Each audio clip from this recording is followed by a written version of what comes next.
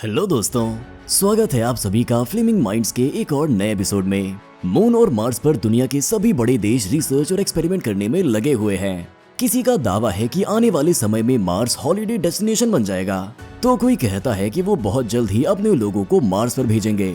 लेकिन 17 जनवरी 2020 के दिन स्पेसएक्स कंपनी के CEO इलॉन मस्क ने ट्विटर पर ट्वीट कर मार्स यानी मंगल ग्रह पर 1 मिलियन लोगों की इंसानी बस्ती बसाने की बात कही।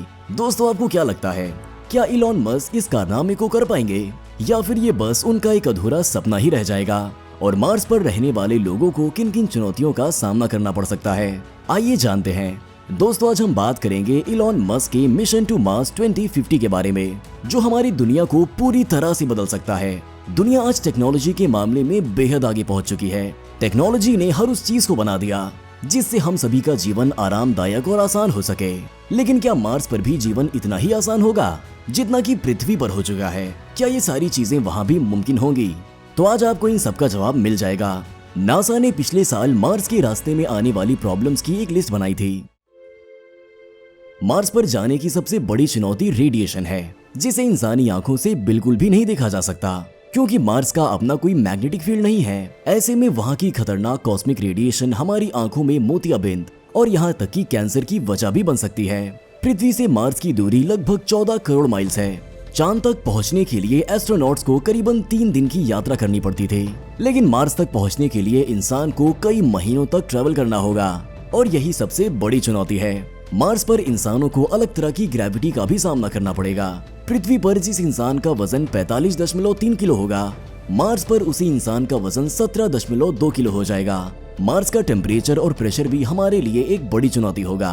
पृथ्वी के मुकाबले वहाँ ठंड, धूल भरी आंधी और बवंडर बेहद आम है। गर्मियों में मार्स का मैक्सिमम टेम्परेचर 30 डिग्री सेल्सियस रहता है, लेकिन सर्दियों में ये टेम्परेचर -140 डिग्री सेल्सियस तक पहुंच जाता है, जिसमें इंसानों का सरवाइव कर पाना बेहद ही मुश्किल है। किसी भी इंसान के जिंदा रहने के लिए सबसे जरूरी चीजों में से एक है ऑक्सीजन, लेकिन मार्स पर इसकी भी भारी कमी है। मार्स के एटमॉस्फेयर में 96% कार्बन डाइऑक्साइड है, 1.93% आर्गन, 0.14% ऑक्सीजन और 2% नाइट्रोजन है। इसके अलावा यहाँ कार्बन मोनोऑक्साइड के निशान भी पाए गए हैं। ऐसे में यहाँ पर कोई भी इंसान सिर्फ कुछ घंटों तक ही जिंदा रह पाएगा। मान लो अगर इंसान मार्स पर पहुंच भी गया तो वहाँ खाएगा क्या? क्योंकि वहाँ पर कुछ भी उग पाना इतना आसान नहीं है जितना कि पृथ्वी पर है, और पृथ्वी से मार्स पर इतनी बड़ी मात्रा में फूड को ले जाना भी इतना आसान नहीं है। इसीलिए सबसे पहले वहाँ फसल उगाना सबसे बड़ा लक्ष्य होगा। इलॉन मस्क ने अपने ट्वीट्स में कहा है कि वो उम्मीद कर रहे हैं कि साल 2050 तक लगभग 1 मिलियन लोग मार्स पर रहने लगेंगे। अब आप भी सोच रहे होंगे कि आखिर ये कैसे मुमकिन हो सकता है। खैर, कुछ भी सोचिए, लेकिन इलॉन मस्क की काबिलियत पर कभी शक मत करना, क्योंकि इससे पहले भी उन्होंने कई बड़ी नामुमकिन चीजों को कर दिखाया है। मार्स को इंसानों के लिए रहने लायक बनाने के लिए मस्क ने टेराफॉर्मिंग प्रोसेस का प्रपोजल दिया है। इसके अकॉर्डिंग मार्स के पोल्स पर न्यूक्लियर बॉम्ब्स को फोड़ा जाएगा, जिससे मार्स की पोल्स की बर्फ पिघल जाएगी और पूरे मार्स पर गर्मी बढ़ जाएगी, जिससे मार्स इंसानों के लिए रहने लायक हो जाएगा। मस्क ने साल 2014 में ही मार्स को रहने लायक बनाने के लिए टेराफॉर्मिंग को एक पॉसिबल सॉल्यूशन बताया था। इलॉन मस्क ने अपने इस प्रोजेक्ट को स्पेसएक्स मार्स प्रोग्राम नाम दिया है, जिसमें वो साल 2050 तक मार्स पर लगभग 10 लाख लोगों को बसाना चाहते हैं। वैज्ञानिकों की टीम ने टेम्परे मेसा नाम की एक ऐसी जगह खोज निकाली है जहां रेडिएशन का प्रभाव बाकी जगहों की कंपैरिजन में काफी कम है और हमें वहां प्रॉपर सनलाइट भी मिल सकेगी। हमारी पृथ्वी ओजोन लेयर से घिरी हुई है, जो सूरज से आने वाली खतरनाक अल्ट्रावायलेट रेज से हमें बचाती है। लेकिन मार्स पर ऐसा कुछ भी नहीं है, और अगर इंसानों को वहां रहना है तो रेडिएशन के प्रभाव को कम करना होगा, तभी वहां इंसानी जीवन संभव हो पाएगा। मार्स पर ज्यादा से ज्यादा इंसानों को पहुंचाने के लिए स्पेसएक्स के सबसे एडवांस स्पेसक्राफ्ट स्टारशिप का इस्तेमाल किया जाएगा। इस स्पेसक्राफ्ट को साल 2018 में बनाना शुरू किया गया था, और ये स्पेसक्राफ्ट रीयूजेबल है, जिसे कई बार इस्तेमाल किया जा सकेगा। ये स्पेसक्राफ्ट 2 हिस्सों में बटा होता है। इसके नीचे के हिस्से को सुपर हैवी बूस्टर कहा जाता है, जो इसे धरती से ग्रेविटी के विरुद्ध भेजने का काम करेगा। इसके ऊपरी हिस्से में इंसान रहेंगे, जो 100 टन तक के वेट को आसानी से उठा सकता है। हमारी पृथ्वी जिस तरह सूरज के चक्कर लगाती है, मार्स वैसे धरती के चक्कर नहीं लगाता है। मार्स अंडे के ऑर्बिट में पृथ्वी के चक्कर लगाता है, और हर 26 महीने में एक समय ऐसा आता है जब मार्स से पृथ्वी की दूरी सिर्फ 3.3 करोड़ किलोमीटर की ही रह जाती है। और यही समय इंसानों को मार्स पर भेजने के लिए सबसे अच्छा होगा। दोस्तों अगर इंसानों को मार्स पर पहुंचा भी दिया गया तो हमारे पास वहां से वापस लौटने के लिए फ्यूल बचेगा ही नहीं। इसीलिए जो भी मार्स पर सबसे पहले पहुंचेगा उसे सबसे पहले फ्यूल की खोज करनी होगी। जो स्पेसक्राफ्ट मार्स पर भेजा जाएगा उसके फ्यूल में मीथेन और लिक्विड ऑक्सीजन का इस्तेमाल होता है। इसीलिए मार्स पर पहुंचने के बाद मीथेन और ऑक्सीजन को ढूंढकर फ्यूल को बनाना होगा, तभी वहां से वापस लौट पाना पॉसिबल हो पाएगा।